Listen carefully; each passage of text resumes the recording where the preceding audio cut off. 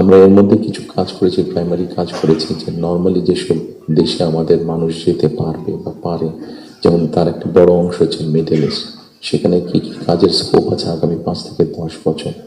একটি বড় মার্কেট হচ্ছে মানুষ যাবার জন্য, দেশ থেকে স্কিল শ্রমিক যাওয়ার মতন একটা বড় মার্কেট আস্তে আস্তে তৈরি হচ্ছে জাপানে, আস্তে আস্তে তৈরি হচ্ছে ইউরোপে, ইভেন চায়নাতেও তৈরি হচ্ছে।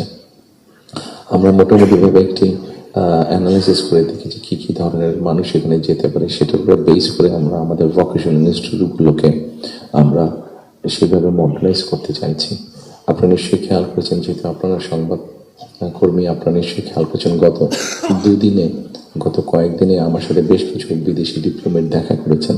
ওনাদের মধ্যে যে সকল দেশগুলো এই ভোকেশনাল এবং টেকনিক্যাল ইনস্টিটিউশনে ওনারা অনেক ডেভেলপ, তাদেরকে আমরা বলেছি যে আপনাদেরকে এই সাহায্যগুলো সহযোগিতা করতে হবে। ওনারা খুশি মনে আমাদেরকে বলেছেন যে ওনারা এই ব্যাপারে সহযোগিতা করবেন। আমরা যদি আমাদের ছেলেদেরকে, এই মুহূর্তে আর্থিক 10 লক্ষ মানুষ প্রতি বছর বিদেশে যাচ্ছে, তার মধ্যে প্রায় 6.5-7 লক্ষ মানুষ মধ্যপ্রাচ্যে যাচ্ছে, কিন্তু আপনারা যদি খেয়াল করে দেখেন যে তারা যে যাচ্ছেন মধ্যপ্রাচ্যে, তারা কিন্তু আনস্কিল্ড হিসেবে যাচ্ছেন। তাদেরকে যদি আমরা কিছুটা ভাষা শিখিয়ে দিতে পারি এবং সেখানে যেই কাজগুলোতে তারা যাচ্ছেন সেগুলো তারা মিনিমাম ট্রেনিং দিয়ে দিতে পারি, তাহলে কিন্তু গিয়ে তারা ওখানে বেটার করতে সক্ষম হবেন।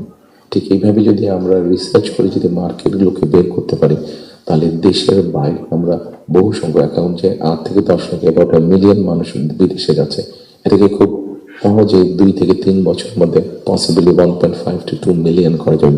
15 থেকে 20 লক্ষ মানুষ করা যাবে। এবং 15 থেকে 20 লক্ষ মানুষ তো যাচ্ছেন না, তাদেরকে যদি ট্রেনিং এবং ল্যাঙ্গুয়েজ দিয়ে আমরা পাঠাতে পারি, তাহলে ভ্যালু অ্যাড হবে। এখন যদি কেউ $100 আর্ন করে মাসে, ইজিলি সেটা $300 নিয়ে আসতে পারবো। তাহলে বৈদেশিক মুদ্রার একটা বিশাল অংশ আমরা আনতে পারবো, যেটা দিয়ে আমরা কাজ করতে পারবো। আপনারা যেরকম বিভিন্ন বিষয় উল্লেখ করেছেন, বিভিন্ন দাবি দেওয়া, সেই জিনিসগুলো আমরা পূরণ করতে পারবো।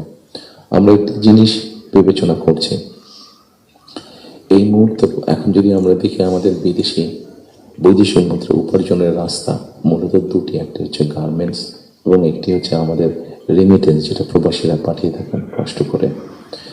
এইটির সংখ্যাকে আমরা বাড়াতে চাচ্ছি।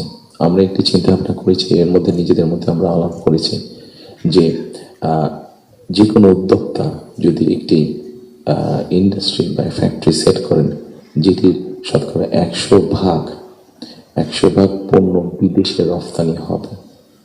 যেমন কেউ যদি বলেন যে আমি কলমটি তৈরি করবো, কিন্তু এটা not for local market, absolutely for export market, তাহলে আমরা তাদেরকে বন্ডের ফ্যাসিলিটি দেওয়ার কথা চিন্তা করছি। আমরা যদি বন্ডের ফ্যাসিলিটিটা তাদেরকে দিতে পারি, আমাদের হিসাব বলে, আমাদের রিসার্চ বলে, তাতে এক্সপোর্টের সংখ্যা যেরকম বৃদ্ধি পাবে, তাতে উদ্যোক্তারাও খুশি হবে এবং উদ্যোক্তারা যখন এখানে কোনো মিল কারখানা তৈরি করবেন, সেক্ষেত্রে আমরা আমাদের বহু বেকারের কর্মসংস্থান তৈরি করতে পারবো।